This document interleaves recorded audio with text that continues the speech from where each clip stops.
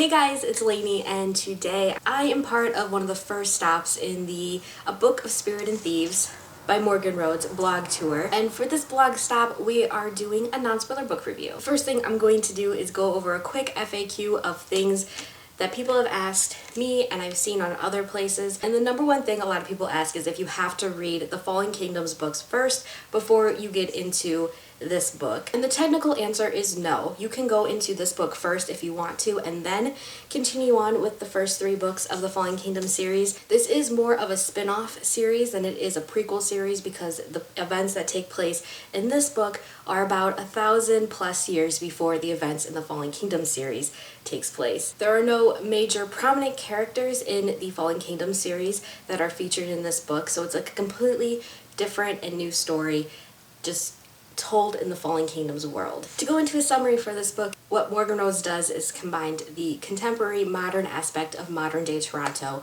in combination with ancient Mythica. And you follow 3 point of views. 2 of them are in modern day Toronto, while one of the other characters is in the Mythica setting. One day, a mysterious book shows up at a bookstore that is owned by the Hatchers, and the 2 sisters, Crystal and Becca, are there when it arrives, and Crystal opens it, and Becca touches it, and her spirit is transported into Mythica, where she encounters Maddox, who is a boy who has mysterious powers. Becca is only seen by Maddox, and because he's the only one that can see her, she is convinced that he's the only one that can help her get back home. While Becca falls into a coma in the modern world, Crystal decides that she needs to figure out what is happening with her sister. So she ends up investigating this book, and her investigation leads her straight to the front steps of a secret society in Toronto. Farrell, who is the other male character that we follow, he is part of the secret society, the Hawkspear Society. It's a very secretive and exclusive society where it is run by this mysterious leader, and only the rich and the powerful of Toronto are a part of it. And the deeper and deeper Crystal investigates this society, the more dangerous and dangerous this investigation for her becomes. As that is the summary of A Book of Spirits and Thieves, let's move on to the characters. Much like Fallen Kingdoms, this story is told in multiple perspectives. Well, this is told in only 3 perspectives. I consider there to be 4 main characters, the 4th being Becca, who you don't get a perspective of. First, I want to start with Crystal, because Crystal has quickly become one of my favorite female characters. She's very spunky and she's very stubborn and extremely argumentative. She's always challenging everything everybody says to her. She really likes photography and she's a little bit of a troublemaker. What I really liked about Crystal's character was that she was extremely relentless. While her relationship with her sister was kind of shaky to begin with, the moment something happens to Becca, she immediately goes into investigation mode and knows that she has to fix this. One of the other perspectives is Farrell Grayson, who is the typical rich boy who's in trouble all the time. He's super smooth and super crass and tends to think of himself as someone who's really well versed with the ladies. I really enjoyed him also because he's super complex as well as almost an anti-hero, especially towards the end.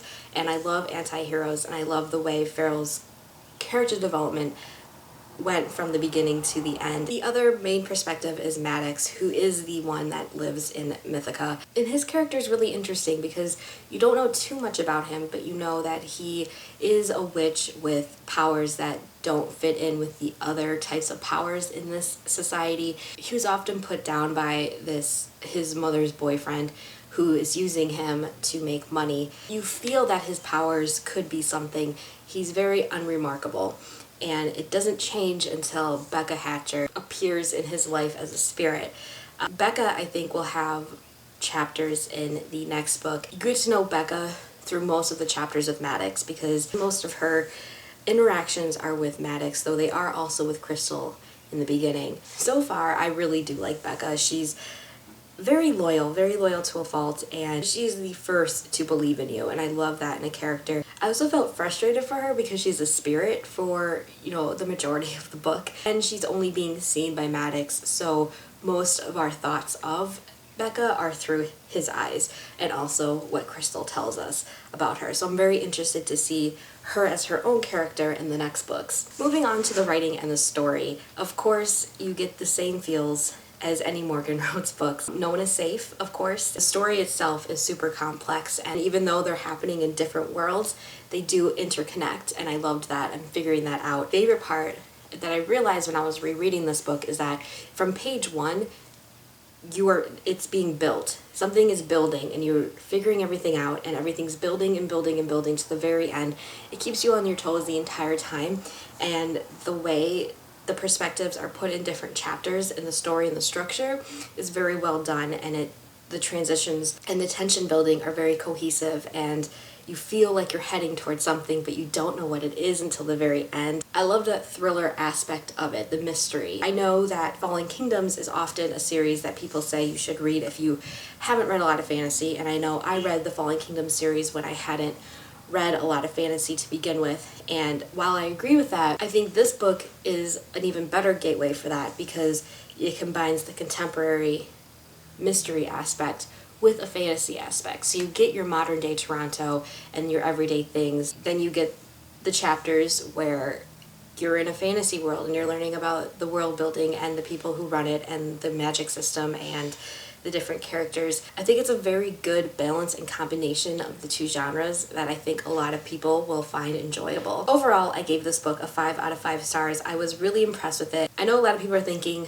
Lainey, of course, would rate this book a 5 out of 5, but I will be honest with you guys, I was really skeptical when I heard about the spinoff and how it was going to be modern day Toronto and ancient Mythica, and I wasn't sure if I was going to like that completely, but I was completely blown away.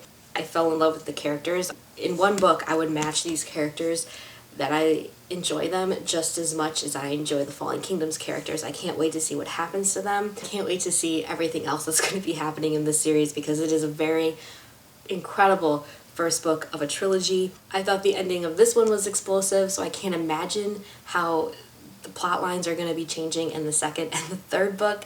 Now, if you stuck around, I do have a giveaway for an ARC copy of A Book of Spirit and Thieves that I'll be giving away on Twitter, and I'll link the tweet down below. Unfortunately, this one's only going to be US only just because of shipping. This ARC cover is the cover that it was going to be before it was changed to this one, so it's kind of like a collector's item if you are a fan of Fallen Kingdoms. You will find all the giveaway information down below. So that's it for my review on A Book of Spirit and Thieves by Morgan Rhodes. I absolutely love this book and I hope you guys do too. If you have read it, let me know down below. Let's discuss some things. I hope you guys all have a really great day and I will see you guys very soon. Bye!